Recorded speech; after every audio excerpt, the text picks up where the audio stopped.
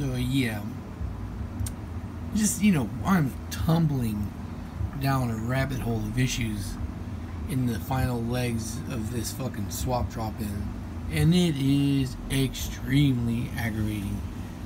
So, got the new pulley on, go to put the alternator on, and if you were following on Instagram, you see that this is, the issue I had here was this is a single cam alternator right here.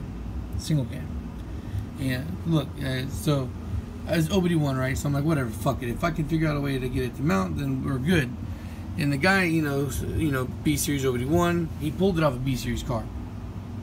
Well, when I was taking this bolt out, which is again not the proper bolt for this, I remember that they had some kind of weird ass little bracket attached to it, which I promptly threw on the floor. And then I realized that they used that bracket as an extension. Now the bracket's broken, so I could go and buy something else similar to that that's longer, and I could for sure get it to tighten up more.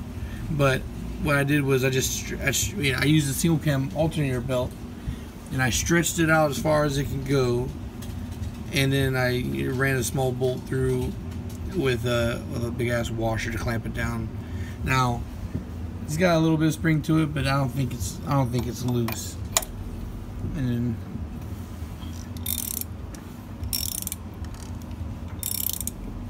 it seems to be spinning, right? It's spinning.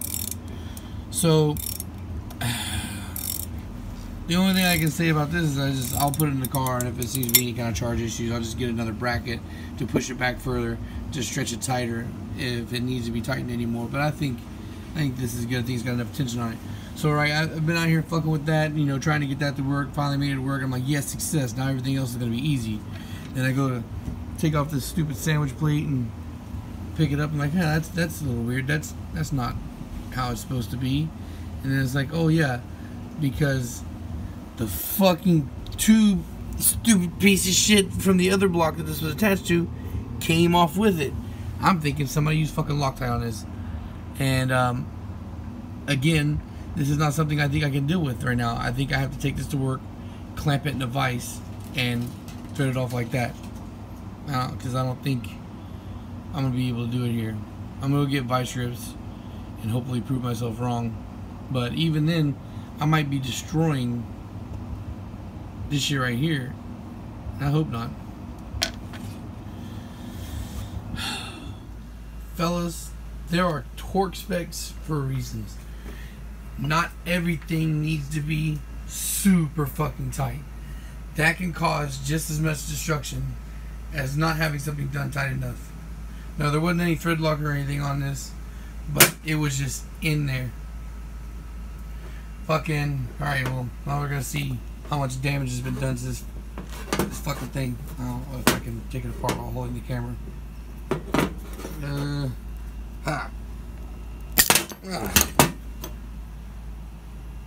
Nice and fucked up. Look what I had to do to this fucking stud to take it off.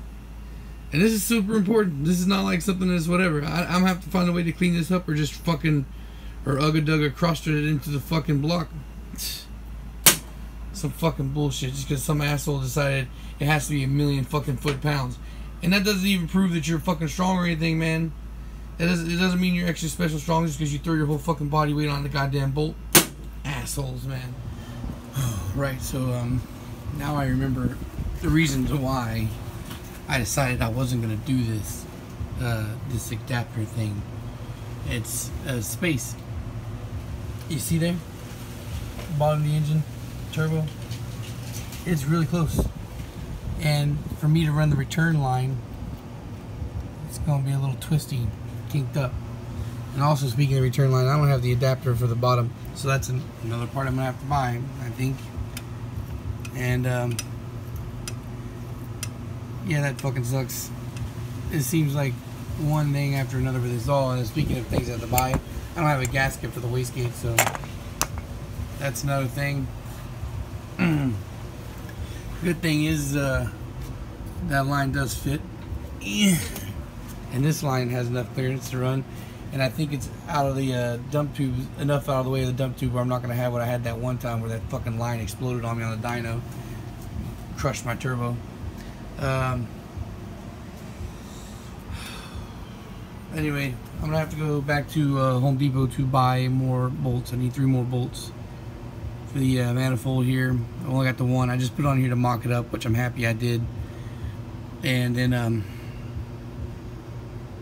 it's really getting close to time to drop it in. Again, I was like 100% confident this was going in today, but it's definitely not. I don't think. I still got to put the wire harness on, which isn't really time consuming or anything. But put the wire harness on. I need to build the cherry picker, and like I said, there's still little things here. I need the gasket. The gasket didn't come in the mail in time. It's the out of all the 3 things I bought this week on eBay, the fucking gasket was the closest one to me coming from New Jersey, and it didn't come. It's supposed to be here Monday. Thank you, United States Post Office. Man, this has just been frustrating. It's just such a slow-ass pace to work because I only have 2 days a week to work, if I work the weekends, but Saturdays I usually take off, so that way I can just chill at home and not do anything like this. But yesterday, plus yesterday was a fight, so I watched the fight. I went and ran some errands yesterday, went and talked to Eddie over at Genesis, and by the time I got back from doing that and going to Home Depot, getting the shelves and everything, it was already time for the fight, and the fight's only until like 1 o'clock in the morning. So yeah, I definitely wasn't coming out here and doing anything at that point. Oh, anyway, yeah, I have this gasket. I don't have that gasket, and I could, drop it in and then put the turbo on it once it's in the car. And honestly, how far this turbo sticks out, I think is probably the better idea. But still, I don't think so. And man, the inlet is so far down now, man. It's gonna be a fucking pain in the ass to get a pipe on there. Maybe I can always twist it around a little bit more. I guess maybe I can find a better orientation for it to slide on something easier. But anyway, I don't think it's gonna be too much of a problem. I guess, really just to see what all I can get done. But I haven't eaten yet today, and I've been up for like 3 or 4 hours. So I think I'm probably gonna go do the morning exercise I skipped out on, and then go get something to eat and see where I'm at from that. But I might be going down to Miami to see family and eat down there. So who knows? I don't know what my plans are yet. I know that for the downpipe to go to my exhaust, I have full exhaust in the car, but it looks like I'm not going to be using it unless I do some kind of custom fabrication, because not much clearance to put a downpipe. The downpipe, comes off to right here and then would run under.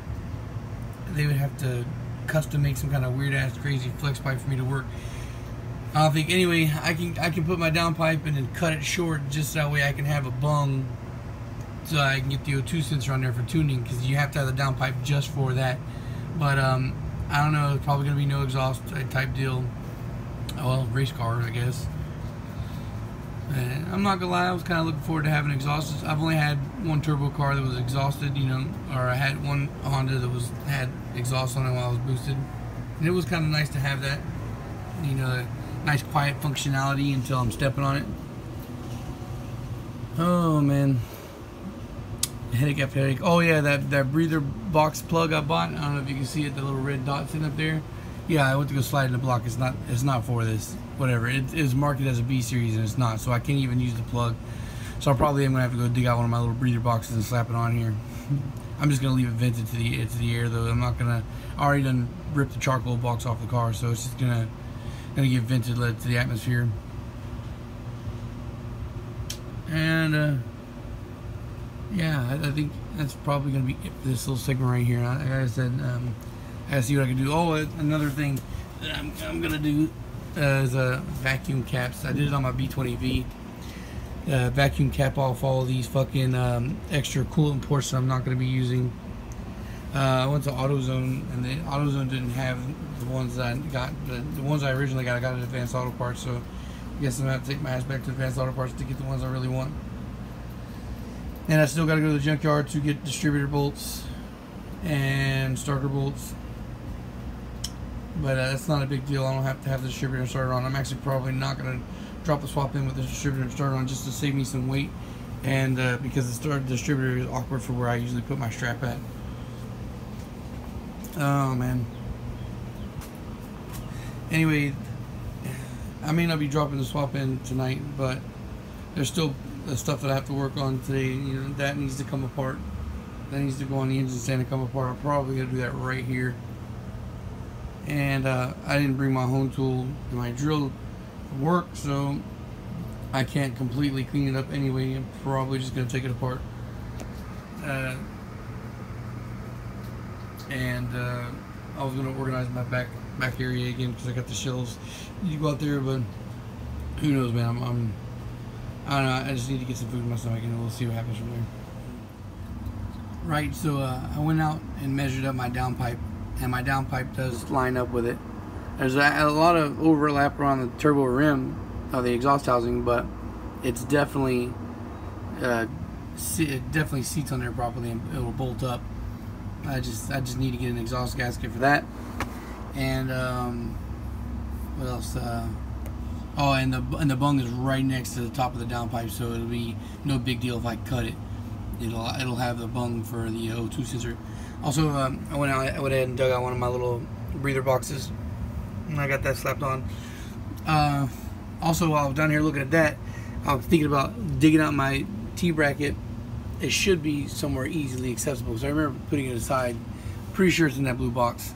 Anyway, getting the T-bracket, and when I was looking at the mounting area for the T-bracket, I was like, oh yeah, speed sensor that I don't have.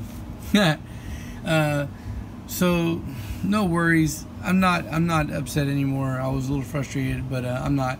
I am going to put the harness on tonight and cover it all back up. I also need to put assembly loop around the cams and on the rocker arms, and I think I have RTV stashed somewhere. If I do, I'm pretty sure I do, I'll go ahead and fasten down the valve cover proper, like now that I got the stud that was missing in there. There's no reason for it to be loose anymore. So I think I'm gonna have to chop up my injectors a tiny little bit. That's not actually as bad as it sounds. There's a lock slide that I can show you guys later. It goes in there, and somebody gifted me a set of 750s, and I could see what they did. They trimmed that little hump down to make it slide onto place, and I already did a test fitting.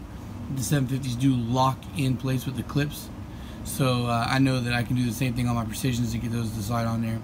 So I'm gonna put the I'm gonna get the stock fuel rail, and I'm gonna see how it sits and see whether I need those spacers or not to mount the fuel rail. But baby steps, I guess. Continuing the baby steps, but we are getting progress done. It's just, the problem is just, you know, working pretty much once a week. So 4 work days equals 4 weeks, and it just seems like it's taking forever. But I think we're gonna get pretty close to being 100% done tonight. And I'm not gonna make the mistake of what I've been doing of being lazy and not assembling the cherry picker. I'm gonna get the cherry picker assembled tonight and roll it out here on the porch, so that way it's ready to go. So that way when it comes time, all I gotta do is roll it out there. As a matter of fact, if I can, I think I can, I'll put the cherry picker, I'll put the engine on the cherry picker and move the car, of course, out of the way, and I can just roll the cherry picker out, and it'll make getting the swap out to the car a fuck ton easier. And I'm gonna cock the Integra out. I'm gonna roll it out in front of the RSX.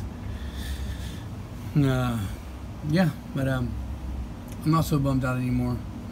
I need enough little stuff still where it still needs to stay out of the car, but definitely made a huge leap in progress.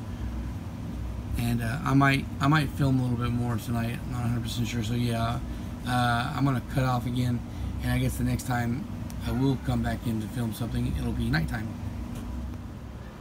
Okay, so I lied. I didn't get back to finishing any work last night. This morning I kind of scrambled a little bit. I broke down the turbo little workbench I had in my dining room area. Got that all organized. Put the engine on the stand and broke the bolt loose from the D series I have out there on the crank, or the crank bolt. So I need to start a teardown rodeo. Oh, and I better look at that crank, and I'm pretty sure that crank is roasted. It's not just one journal. I saw another one. It's got them dark grooves in it. So I'm pretty sure it's fucking done. But anyway, still another block to be disassembled, cleaned, prepped, and thrown on a shelf. Hopefully that's what I can spend some time doing this weekend. I've been doing a bad habit of only doing a little bit of stuff on Sundays for the engine, for the swap for the Integra. But cool shit is, the landlord came in here and pulled out all that stuff that was in the way so I can easily access the car. So that's awesome. Anyway, yeah, I'm gonna tear this down tonight, and maybe what I'll do during this week is I'll start doing teardowns only. And once I get everything torn down, then I'll go back and start cleaning shit up. Yeah. Plus, I need to get my hone tool from work and see how bad it is. It's pretty chewed up, but I still want to hone it first to see what it looks like after it's done, and then make the decision from there. Alright guys, so we're wrapping this video. Peace.